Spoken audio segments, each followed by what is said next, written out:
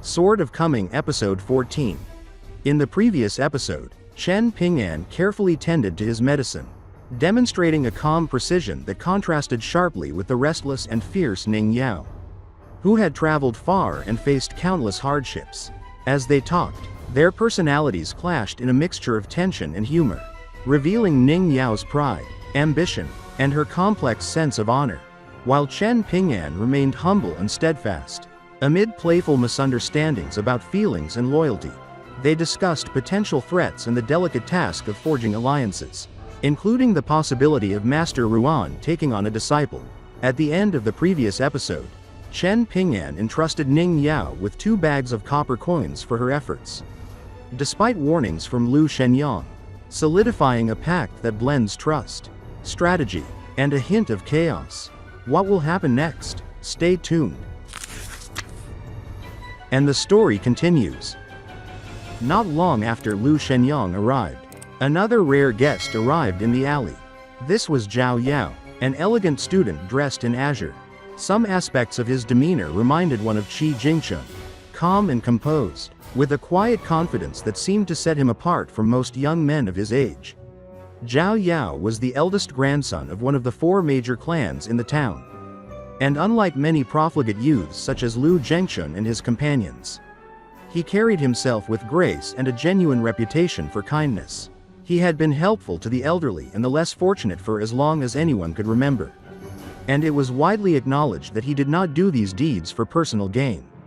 His kindness was intrinsic, cultivated over years, never waning or altered by circumstance. Because of this upright and amiable nature, Zhao Yao had few peers his own age who could truly be called friends. Many of the boys around him found him stiff or difficult to relate to, unable to understand why someone would persistently do the right thing rather than seek personal pleasure or amusement. Yet, Zhao Yao did not mind. He found comfort in observing the world quietly, interacting with people outside Fortune Street, learning their ways, and sometimes lending a helping hand. He had visited nearly every alley in town except one, Clay Vase Alley. The reason for this avoidance was simple. Song Jixin, a young man of extraordinary talent and intellect, resided there. Song Jixin, even at the same age as Zhao Yao, inspired feelings of both admiration and slight inferiority in him. Though they played go together and shared light-hearted moments, Zhao Yao had always sensed that Song Jixin never truly considered him a close friend. And yet, his respect and admiration for Song Jixin were sincere. Zhao Yao had never been inside Song Jixin's house before, but upon reaching it, he immediately recognized it as Song Jixin's residence. The couplets hung at the front door were unmistakable, written in Song Jixin's distinctive style. Each character carried a unique energy. Wind sword flowed in a single carefree stroke. The water radical of pool curled elegantly. Remarkable struck upward like a bolt of lightning, and nation appeared dignified, graceful, like a seated sage. Standing there, Zhao Yao felt almost paralyzed, hesitating to knock, mesmerized by the vitality and power of the characters before him. Reluctantly, he placed a pouch of coins beside the door as a gift, intending to leave quietly. At that moment, the door swung open. Song Jixin and his maid, Ji Gui, appeared, laughing and chatting. Song Jixin, pretending to be surprised, teased Zhao Yao, asking why he required such a grand greeting.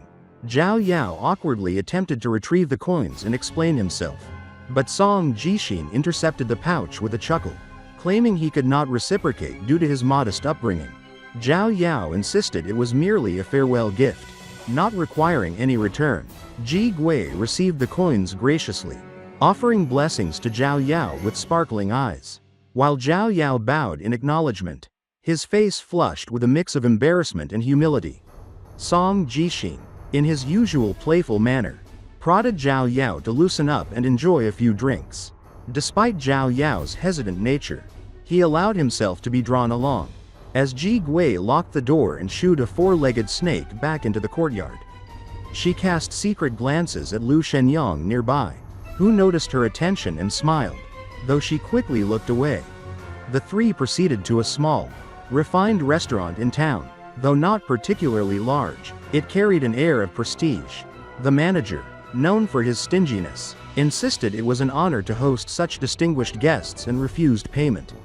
Song Jixin humorously demanded a few silver coins, forcing the manager into a reluctant agreement to provide wine later. Zhao Yao, already uneasy, found the entire scene bewildering, as the hospitality and casual charm of Song Jixin's presence seemed to dissolve all formalities. Seated near a window, Zhao Yao and Song Jixin engaged in minimal conversation. Zhao Yao, slightly tipsy, inquired about why their teacher, Mr. Qi, had left a chapter unfinished, a question met with Song Jixin's philosophical musings on fate, belief, and the unseen powers of the world. Nearby, Ji Gui, herself pleasantly drowsy from a drink, watched quietly, unaffected by the grand archway outside, its 12 stone pillars, adorned with 9 dragon descendants and 3 legendary beasts, the white tiger, black tortoise, and vermilion bird, stood as silent sentinels, familiar to the town's generations yet losing their aura of awe. Zhao Yao, swaying slightly, expressed hopes for future reunion with Song Jixin, who responded with a reassuring smile, affirming that true friends need not always be intimate to remain meaningful. Encouraged by the warmth of the evening, Zhao Yao also praised Song Jixin's talent, urging him to make the most of his abilities and leave the town to achieve greatness. Song Jixin, half in jest, dismissed the remarks, gently chiding Zhao Yao for his drunken sincerity. After parting ways with Song Jixin, Zhao Yao returned to his home on Fortune Street, located in the northern part of town. His family, while wealthy and influential, kept a discreet profile unlike the ostentatious Liu clan. Upon entering, a servant informed him that his grandmother awaited him in the study. Still under the lingering effects of alcohol, Zhao Yao felt a growing headache but obeyed, heading to the study with measured steps. Inside, his grandmother, frail yet commanding, greeted him with warmth, her face lined with age and experience. Smelling the alcohol on Zhao Yao, she laughed gently, remarking that a few drinks were nothing to be ashamed of. Zhao Yao bowed respectfully, and she teased him about reading too many books. Lamenting how scholars became fixated on rules and etiquette, she fondly recalled his grandfather, a man pedantic and knowledgeable, who had once recognized Song Jixin's genius even as a young child but had also foreseen the downfall of their clan. Her words shifted seamlessly, extolling Zhao Yao's own virtues, gentleness, modesty, and tact, qualities that made her proud, and perhaps even surpassing her late husband in their warmth and sincerity. She led Zhao Yao to the chair reserved for the head of the Zhao clan. In his hands, she placed a calligraphy brush carved from the branch of an old locust tree, still soaked in ink. As he sat, feeling the weight of the brush and the responsibility resting on his shoulders, his grandmother's solemn voice instructed him, "Zhao Yao, take your seat. Today, you will be responsible for adding the finishing touches for the ancestors of the Zhao clan." It was a moment of reverence and solemn duty, an honor intertwined with generations of tradition. Meanwhile, in Clay Vase Alley, an utterly broken clay statue of a god lay forgotten amidst weeds. Neglected for hundreds, perhaps thousands of years, the town's residents had long ceased showing reverence to these statues, though elders occasionally reminded children not to disturb them. Generations passed, each repeating the caution, yet children still played freely, and life continued without consequence. The statues, fractured and pieced together, retained the faint remnants of their original dignity, standing as mute witnesses to the passage of time. A young boy in straw sandals, clutching 3 offering coins, hurried from Clay Vase Alley. With practiced care, he navigated around the weeds, reciting quiet prayers under his breath. Finding the statue he sought, he placed the coins into a small crack, his movements precise and reverent. One by one, he visited each statue, performing the ritual with care and devotion. Finally, he stood alone among the lush green grass, hands clasped in prayer, bowing his head as he whispered with quiet sincerity, "May you have peace year after year, and may you protect my parents and bless them so they will not have to suffer again in their next life. If it is possible, please tell my parents that I am enjoying a very good life right now, and they do not need to worry about me." When dusk arrived, Chen Ping'an passed by the western gates of the small town as he returned home. He saw the disheveled gatekeeper, who was currently humming a tune and singing. Not a single second of time should be wasted. But glory and fortune can all be abandoned. Perhaps alerted by Chen Ping'an's hurried footsteps, the gatekeeper opened his eyes and coincidentally locked gazes with the young boy in sandals who was just entering the gates. The gatekeeper's spirits immediately dampened upon seeing the boy, who was notorious for constantly pressing him for payment. Waving his hands in irritation, he muttered, "Go away, go away. What pathetic value is your time worth, if you somehow manage to experience even a modicum of glory and fortune? It will likely be time for you to offer incense to the gods and your ancestors." As Chen Ping'an ran by, he lifted his hand high, extending all 5 fingers, waving with vigor. It was a clear reminder to the gatekeeper that he still owed him 5 coins for his work. The gatekeeper, enraged, spat on the ground and cursed. "This kid's not a good person either." The young boy's figure quickly disappeared into the distance, leaving the gatekeeper staring up at the clear evening sky, glazed with a delicate light. Stroking his beard and clicking his tongue, he muttered to himself, recalling, what was that phrase Mr. Chi said before? Something about fine matters and glazed colors. At that exact moment, a cow-drawn cart slowly exited the small town, carrying a reputable young student dressed in azure, Zhao Yao. The cart driver, a middle-aged man with a prudent expression, guided the animal steadily along the road. The gatekeeper waved energetically, calling out, "Brother Yao, don't leave yet. There's a phrase on the tip of my tongue, but I can only remember the words, fine matters and glazed colors. You are extremely knowledgeable. Please tell me what I am missing." Zhao Yao, in high spirits and holding his luggage in his lap, recited clearly, "Fine matters in the world are fleeting, just like the iridescent clouds in the sky and the glazed colors of glassware." The gatekeeper raised his thumb in admiration, saying, "As expected of Brother Yao, your knowledge is top-notch. When you make a name for yourself in the future, don't forget to come back and visit me. Perhaps you might even succeed your teacher and teach the children in our small town."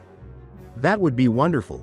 Zhao Yao faltered for a moment, then clasped his hands and replied with a smile, "Thank you for your blessings." The gatekeeper, overjoyed, retrieved an embroidered pouch from his sleeves and tossed it at Zhao Yao. "I've asked you for so many couplets over the years, and most importantly, you've never minded. Here, a little present for you. Safe travels." Zhao Yao hurriedly caught the pouch, promising, "Till we meet again in the future." The gatekeeper waved at the young boy, murmuring under his breath, "That will be difficult." At this moment, the young boy in sandals was entering the town while Zhao Yao's cart sped toward the world beyond its borders. The two figures brushed past each other, highlighting the contrasting paths their lives were taking. Sitting on a tree stump, the gatekeeper counted on his fingers and muttered, "The young boy from Great Sway Nation with his golden carp, the child of widow Gu in Clay Vase Alley, and Brother Yao from Fortune Street, 3 people already. Yet, so many outsiders are rushing in. Will they only have scraps to pick at? Perhaps I should seize the opportunity to find a good disciple, someone who can massage my shoulders and back." He chuckled, stroking his wrinkled, sun-tanned face. "If it's a beautiful female disciple, that would be even better. Her looks can be ordinary, but her legs must be long." With these whimsical thoughts, he leaned back and looked at the sky, feeling a rare sense of joy and grandeur in the world. Meanwhile, Chen Ping'an had promised Liu Xianyang and Ning Yao that he would meet them directly at Liu Xianyang's house. Upon arriving, he found the door unlocked and entered. Inside, he saw Liu Xianyang carefully scrubbing a treasured, ancient suit of armor with a fresh cloth. The armor, passed down through generations of the Liu family, was enormous and grotesque, covered in metal lumps resembling dry tree burls, and marred by 5 deep claw marks running from the left shoulder to the right waist. Ning Yao, wearing her veiled hat again, stood nearby. A saber rested at her waist while a sword in a white scabbard was casually held in her hands. Chen Ping'an noticed a subtle disdain in her gaze toward the sword, as though she judged it unworthy of her attention. Both boys exchanged puzzled glances, trying to imagine the monstrous force capable of leaving such terrifying marks on the armor. Liu Xianyang, however, treated the armor with utmost reverence. Despite its intimidating appearance, he handled it as if it were a sacred treasure. He had only ever shown it to Chen Ping'an once, carefully returning it to its vermilion case afterward. Chen Ping'an noticed Liu Xianyang occasionally sneaking glances at Ning Yao, realizing that Liu Xianyang's fascination was less about genuine affection and more about the thrill of showing off. In his youth, whenever a girl passed by, he would seize any opportunity to perform feats of skill or daring to impress her. The ritual of attention and display had become habitual. However, Liu Xianyang had now developed genuine feelings for Ji Gui, the maidservant, and Ning Yao's presence only inspired him to act flamboyantly, hoping to assert that he, too, possessed extraordinary assets, a suit of armor unmatched in the town. Ning Yao eventually placed her sword on an ancient cabinet decorated with gold flowers. The paint cracking and peeling from age, she discovered a mosaic of golden cassia behind it, depicting a full moon in one corner. She warned, "I'm leaving my sword here. Don't touch it, or face the consequences." Liu Xianyang continued cleaning the armor, occasionally leaning down and breathing onto the metal before wiping it with his forearm. Fully absorbed in his task, Chen Ping'an assured her, "Definitely." Ning Yao added a warning about the mosaic's value. But Liu Xianyang, unfazed, replied dismissively. Chen Ping'an explained that the mosaic was made from small pebbles found in the creek, known as snake gall pebbles, carefully selected for their golden hue. Ning Yao was impressed, realizing the humble origins of something so valuable. Yet Liu Xianyang noted their fragility. Once exposed to wind, sun, or rain, they would lose their luster rapidly. The discussion ended with Liu Xianyang finishing his cleaning and putting away the armor. Leaning on the door, he teased Chen Ping'an about his miserly nature, predicting that he would likely head to the creek tonight to collect pebbles. Ning Yao prepared to leave, assigning tasks for hairpins and prescription papers, and instructing Chen Ping'an to assist her in brewing medicine the following day. Before departing, she warned them of the outsiders who had entered the town: the old man from Sun-Scorched Mountain, a eunuch from Great Sui Nation, Liu Jiamao who had taken Ji Yukan, and the enigmatic woman hiding daggers under her smiles. She instructed them to avoid direct conflict, particularly with the old man, and emphasized buying time if necessary until her arrival. As Ning Yao strode away, her movements were vigorous and purposeful, her mind envisioning her future travels, grand adventures, and moments of glory where she would appear heroic, even if no one witnessed them. Suddenly, a familiar figure shot past her like a gust of wind. "See you tomorrow, Ning Yao," the figure called, already disappearing down the other side of the alley. Ning Yao stood transfixed, astonished, and murmured to herself, "There's genuinely such a miserly person in the world?" In this episode, we saw Zhao Yao, a kind-hearted and talented student from Fortune Street, visiting Song Jixin and offering a farewell gift, highlighting his sincerity and gentle nature. We also witnessed the bond between friends, the respect for talent, and the subtle tensions of pride and humility that define their interactions. Meanwhile, Chen Ping'an navigated the town, encountering the gatekeeper, observing Liu Xianyang's devotion to his ancestral armor, and seeing Ning Yao's sharp sense and careful planning. We learned more about the valuable snake gall pebbles in the creek, the mysterious outsiders arriving in the town, and the preparations and strategies needed to handle them. The episode revealed both the ordinary and extraordinary aspects of life in the town, the daily chores, hidden treasures, and the looming dangers that require courage, intelligence, and caution. What happens next? Stay tuned for the next episode of Sword of Coming.